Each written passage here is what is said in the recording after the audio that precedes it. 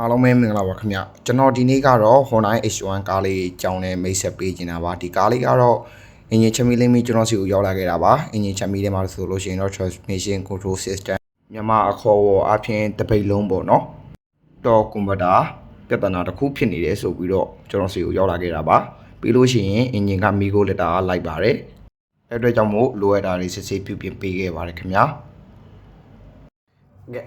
အားလုံးပဲမင်္ဂလာပါခင်ဗျာကျွန်တော်ခုနကပြောပြခဲ့တဲ့ Honda H1 ကားလေးရဲ့ gear ပေါင်းနဲ့ပတ်သက်ပြီးတော့ကျွန်တော်ကို comment မှာရောချက်ပေါက်မှာရောလာမေးထားတဲ့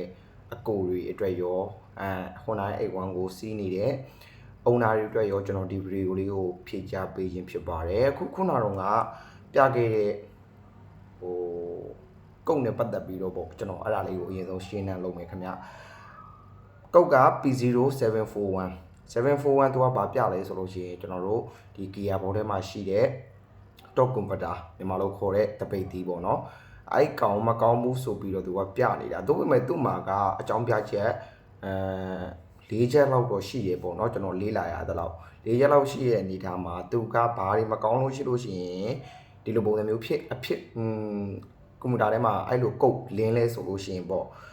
gear wine auto gear wine ပေါ့အဓိကပထမဆုံးအချက်အနေနဲ့ gear စောင့်တာပဲဖြစ်ဖြစ် gear မချင်းတာပဲဖြစ်ဖြစ်ကျွန်တော်တို့တွေဆက်စရာအများစုက auto wine ကိုအရင်ဆုံးကောင်းမကောင်းစစ်ဆေးကြတယ်ပေါ့နော်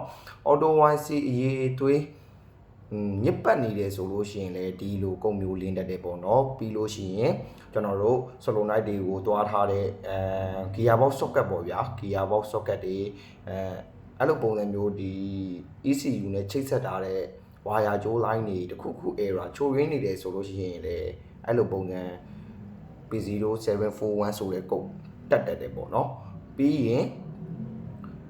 နောက်တစ်ခုအပြင်ဆိုလို့ရှိရင် top converter ပေါ့ top converter ဆိုတာကျွန်တော်တို့တပိတ်လုံးပေါ့နော်တော်ယုံတန်ယုံတော့Toyota ကားတွေမှာလည်းမဖြစ်သလိုအခြားကားတွေတော်တော်များများမှာလည်းအဲ့ဒီ top converter အလုံးလိုက်ကြီးချိန်ရတယ်ဆိုတာကတော့ရှားတယ်ပေါ့လေတို့ပေမဲ့လို့ဒီ Honda H1 အမျိုးအစားမှာကျွန်တော် top converter လဲခဲ့ဘူးတယ်ဗျအဲ့အတွက်ကြောင့်မို့customer ကိုလည်းမေးကြည့်တယ် customer ကလည်း auto wine ကလည်းလဲထားပြီးသားဖြစ်နေတဲ့အတွက်ကြောင့်မို့ကျွန်တော်တို့အနေနဲ့စစ်ဆေးရမှာက solenoid တွေကောင်းမကောင်းဘာဘော်တွေ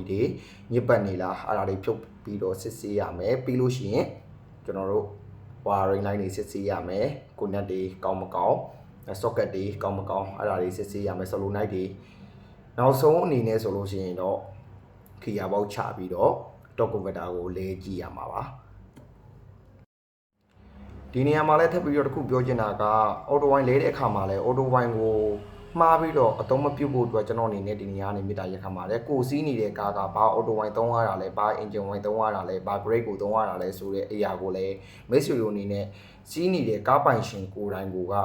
သိဖို့အတွက်တော့လိုအပ်တယ်လို့ကျွန်တော်အနေနဲ့ယူဆရတယ်ပေါ့နော်ဒီ Honda H1 2012 model မှာဆိုလို့ရှိရင်တော့ auto transmission အနေနဲ့ gear 6ချက်ပါပြီးတော့transmission wire အနေနဲ့ဆိုလို့ရှိရင်လည်း FP3 ပေါ့နော် FP3 ပြီးလို့ရှိရင် ATF အမျိုးအစားကိုထည့်ပြီးတော့အသုံးပြုရမှာဖြစ်ပါတယ်လီတာအဖြစ်ဆိုလို့ရှိရင်လည်းကျွန်တော်တို့အောက်ကထုံးစံတိုင်းပဲကန်ဖွင့်ပြီးတော့ဆေးတယ်စကားတွေဖြုတ်ဆေးတယ်ဆိုလို့ရှိရင်5လီတာကနေပြီးတော့7လီတာအထိဝင်နိုင်တယ်လို့ကျွန်တော်လေ့လာရတဲ့လောက်သိရတယ်ပေါ့နော်အဲ့တော့ကြောင့်မို့မိတ်ဆွေတို့အနေနဲ့ကိုကားရဲ့ gear transmission ကနုတာလားဒါမှမဟုတ်လို့ရှိရင်ကျန်းတာလားနုတာလားကျန်းတာလားဆိုတဲ့ဟာကလည်းပြောချင်တာက gear box ကအမှားခံနိုင်ရဲ့လားအကျန်းခံနိုင်တာလားဘာစီထက်တဲ့အဆင်ပြေရဲ့လားဘာစီထက်တဲ့အဆင်ပြေရဲ့လားဆိုပေမဲ့လို့ကားတိုင်းကတော့ gear wine auto wine ထည့်တဲ့အချိန်ကြလို့ရှိရင်သူ့ရဲ့ grade ပုံမှန်ကိုထည့်ပေးတာတော့ပိုကောင်းတာပေါ့နော်အချို့ကျွန်တော်တို့ကြားဘူးတဲ့စကားလုံးတွေအရာ ADL တဲ့ကို CVD ထည့်လို့ရှိရင်ဘာမှမဖြစ်ဘူး CVD တဲ့ကို ADL ထည့်တယ်ဆိုလို့ရှိရင်ဘာဖြစ်တယ်ညာဖြစ်တယ်ဒါတွေကတော့တကယ်ပုံမှန်အားဖြင့်ဆိုလို့ရှိရင်တော့ကျွန်တော်အနေနဲ့လက်သင့်ခံလို့ရလာလို့ရှိလို့ရှိရင်တော့အပေါ်ရင်အားဖြင့်ဆိုလို့ရှိရင်တော့လက်သင့်ခံလို့ရရဲ့ရေရှည်အတွက်ဆိုလို့ရှိရင်တော့ကျွန်တော်ဘယ်ထဲကိုမှကျွန်တော်ကတော့သူ့အမျိုးအစားမဟုတ်တဲ့ဟာထည့်တာမျိုးကျွန်တော်မဖြစ်စေချင်ဘူးပေါ့နော်ဒါကတော့တခါတည်း knowledge sharing လုပ်ပြီးသွားတာဖြစ်ပါတယ်နောက်ပြီးတော့ကျွန်တော် auto wine ထည့်တယ်ပြီးလို့ရှိရင် auto wine တိုင်းတယ်gear PRND ထိုးတယ်3စက္ကန့်4စက္ကန့်ကြာထိုးပြီးတော့မှပြီးကြလို့ရှိရင်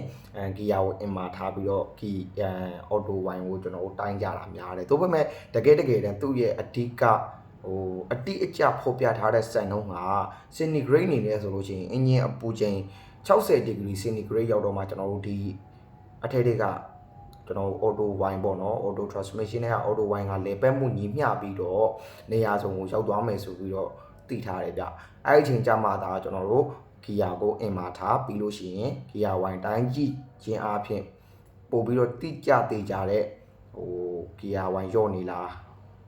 နည်းနေလားဆိုတဲ့အရာကိုကျွန်တော်တို့သိနိုင်ပါဗျဒီဗီဒီယိုက